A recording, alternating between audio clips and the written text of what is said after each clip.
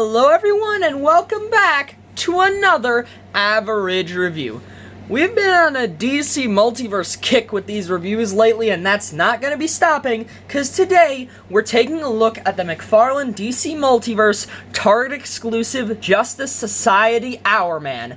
Now, taking a look at the packaging, and it's your standard DC Multiverse affair, with the exception of the gold label exclusive to let you know that it's, an exclusive to a certain store, in this case, Target. You, of course, got the Hourman name on the side. We see that this is Hourman from the JSA, and on the back, we have this amazing artwork of Hourman. I mean, this is pretty much what most people picture when they think of the classic Golden Age Hourman. Now, I want you to pay attention to the mask, how the hood and the mask covering the eyes are the same thing, and how it doesn't cover the nose. We'll come back to that. But, other than that, the box is pretty nice. Granted, it's just the same box with a different name and artwork with a fancy gold label sticker, but all those aspects do look very nice. Alright, getting the figure out of the package, and there's some good parts and some pretty frustrating parts. Let's start out with the overall body mold, though. It's mostly reused from the McFarlane Toys Crisis on Infinite Earths Waves Spectre, which does actually make a fair bit of sense. Hourman and Spectre have pretty similar, hoods and capes, so, reusing some parts from the Spectre does make sense. Although Hourman does have a fair bit of new pieces. For example, his torso does have some resculpting to add the little silly hourglass. He's also got a new belt, resculpted hands because Spectre came with glove cuffs, and also he's got brand new boots right here. But most of the figure is still reuse, and he does have a new head, which I will get to later because there's a couple things I want to say about it. But the overall body does look very nice. The yellow and red are nice and bright, and the black does contrast really well with, the yellows and reds. The red stripes on the boots aren't just painted, they're actually sculpted in, which is a really nice touch. The belt does have some nice detailing in this circle buckle thing. Does that even count as a buckle?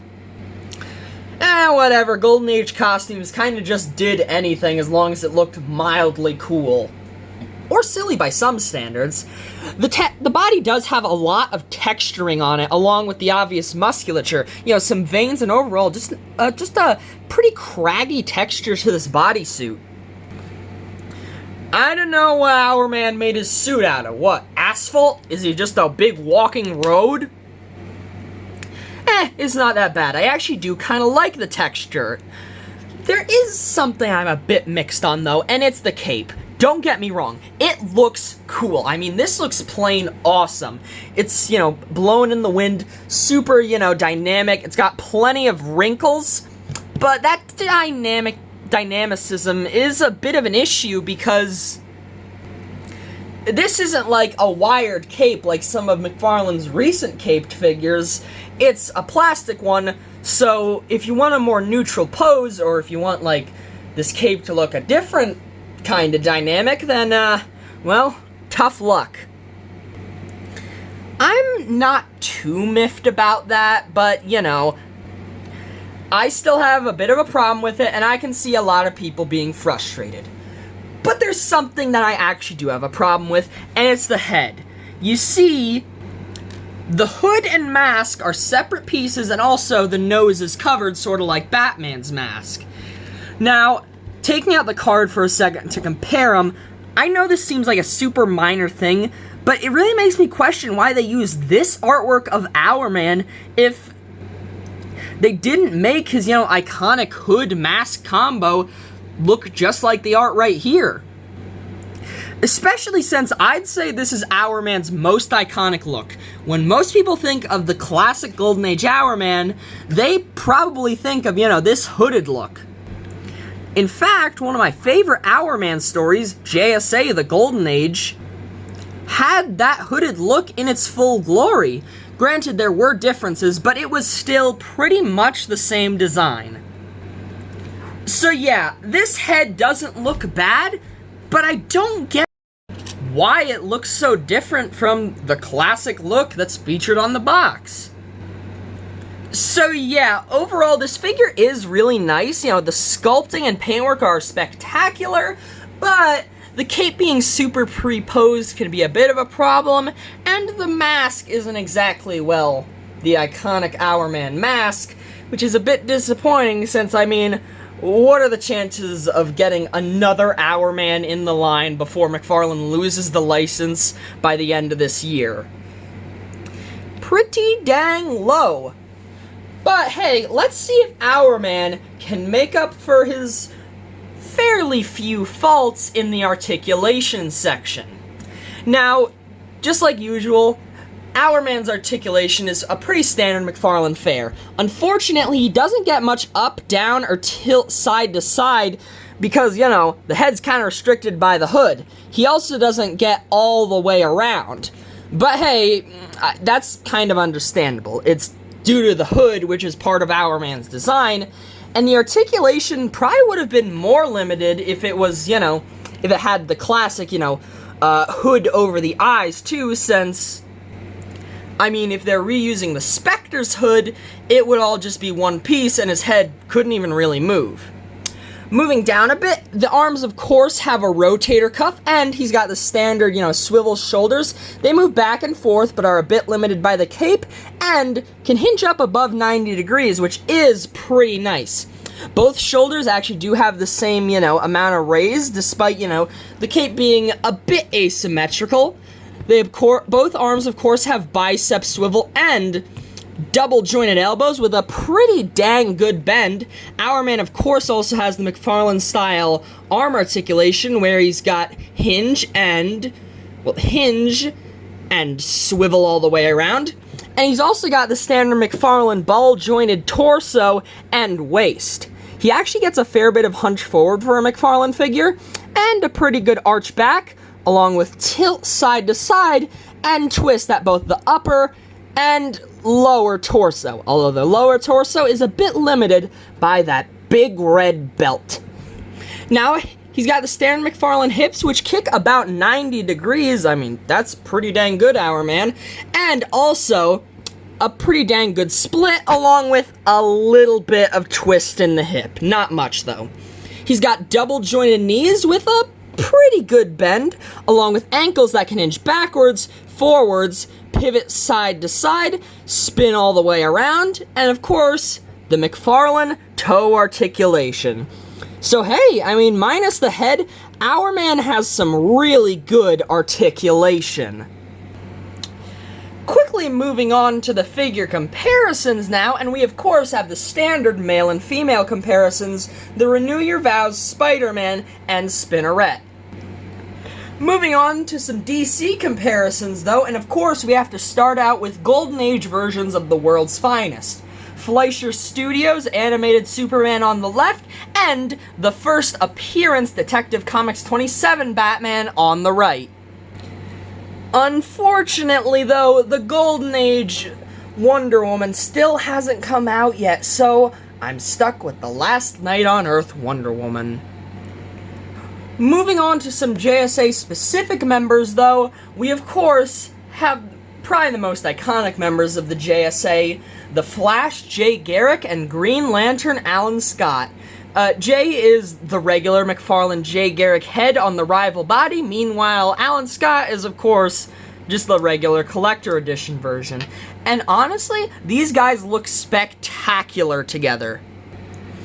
For the other Target exclusive JSA member I have, here's one of my favorite DC characters, Wildcat. Spoilers though, Wildcat and this Hourman have the same problems of a weird face sculpt and lacking accessories. Or should I say a lack of accessories. For Ted Grant, Wildcat's best sparring bud, though, here's Al Pratt, the Golden Age Atom from Mattel's DC Universe Classics. I do find it kind of funny that this DC Universe Classics Atom scales better with the 7-inch DC Multiverse figures than the line he actually comes from. Speaking of DC Universe Classics, though, here's the version of Hourman from that line, and as you can see by the head, it's a lot more accurate, and I think this is what McFarlane should have done. Make the hood and the head a separate piece so that you can still have articulation while having the classic Hourman design. But as is tradition, and the JSA are as traditional as tradition can be, here's Hourman with Hit Monkey and Goliath. Now, this is usually the part where I talk about accessories, but Hourman comes with diddly squat. He does come with the standard McFarlane figure stand and trading card, which I have shown just to, give a better look at the artwork and compare with the figure. But if you're wondering about the bio on the back, well, you can pause right now to read it. Unfortunately, Hourman doesn't come with anything else, which is a bit frustrating because he comes with one fist and one accessory holding hand for some reason. I mean, Hourman is like, he's got super strength. He does a lot of punching, so why not just give him two fists? I get it. You don't want to put in too much new tooling for, a store exclusive, but I mean, why didn't you include that with the Spectre either? I don't think the Spectre or Hourman are firing around machine guns so often, so why have a trigger hand? I was thinking of swapping hands with Fleischer Superman, but unfortunately, the pegs are ever so slightly different, so the Fleischer Superman hands wouldn't fit on this Hourman. So, hey, if any of you in the comments have any ideas for, hands that might fit on this Hourman, then, maybe leave them down in the comments below, and I might update, this situation in a future video to see if I can give Hourman his beloved second fist so that he can do some, A-tier punching instead of B-tier punching. Now, moving on from the lack of accessories to the price of this guy, he is a Target exclusive and retails for about $22, $23. Like I said, only at Target.